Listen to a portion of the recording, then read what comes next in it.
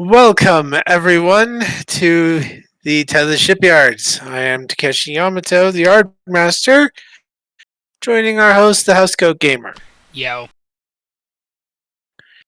Today we're redoing one of our previous videos on the ISC Interstellar Concordium Echelon formation.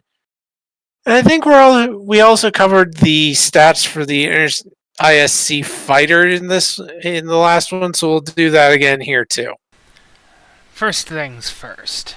The Echelon formation is designed to cover the weaknesses of every single Interstellar Concordium craft. Typically, an Echelon formation in its smallest form typically has, one large vessel and two smaller vessels to cover its flanks. As an example, a small Echelon would have two FF4 frigates and a single DD3. And DD3. Larger formations would have DD3s and a CL5. Eventually scaling up to monsters such as the DN3. What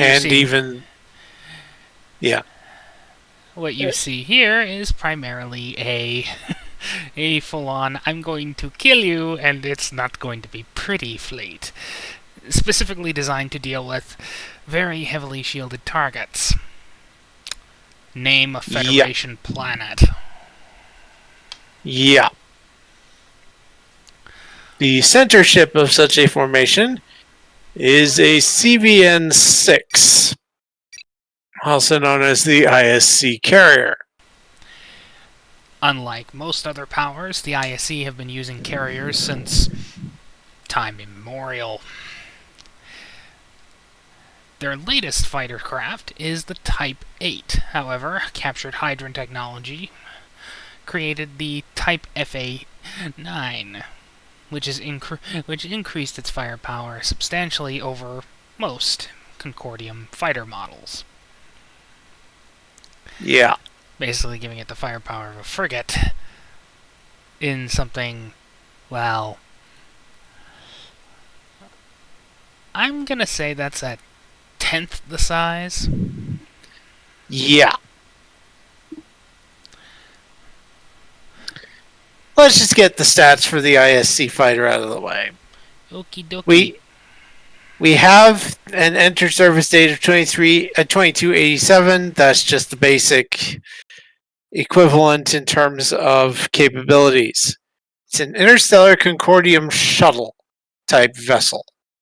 It has comms 3, computers 3, engines 4, sensors 4, structure 6, weapons 7. It's durable and hard-hitting, while still decently maneuverable. Department-wise, it has 1 point in con and 2 points in security. Scale 1, resistance 1, shields 2, power 7. As a bit of a rule, these things operate in flights of 3. Yeah. For weapons, it has disruptor cannons, and the reason it has power 7 is because it has secondary reactors.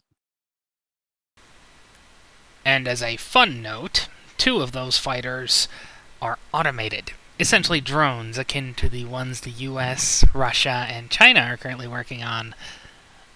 Though I wouldn't put much stock in the latter two. Yeah. And yeah.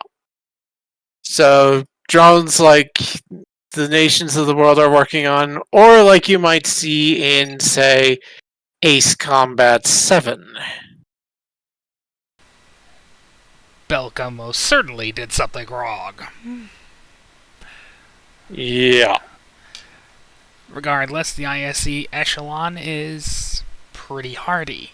There's just one problem with the formation. Once you split it off, it's hard to cover weaknesses, and cloaked vessels, mostly ships like the, name a Klingon ship, and some Name a Klingon or Romulan ship. or specific models of Federation starship like the Excelsior Type 2, otherwise known as the Enterprise B type. Because, yes, you can equip the Enterprise B type, the one with the cheeks, with a cloak. In fact, that's primarily how the Tomed incident started. And why the Federation was told, you don't get cloaking devices. You scare the crap out of us. That's why. Yeah. Regardless, an ISC Echelon is not something you screw with. At least, not without a cloaking device to slowly whittle away its forces. Once you get rid of the lighter warships, the big ones become easier and easier to deal with, right up until you're slamming photon torpedoes up the rear end of the dreadnought. Yeah. That said, these things do have a substantial amount of forward-facing firepower in the form of the plasmatic pulsar device.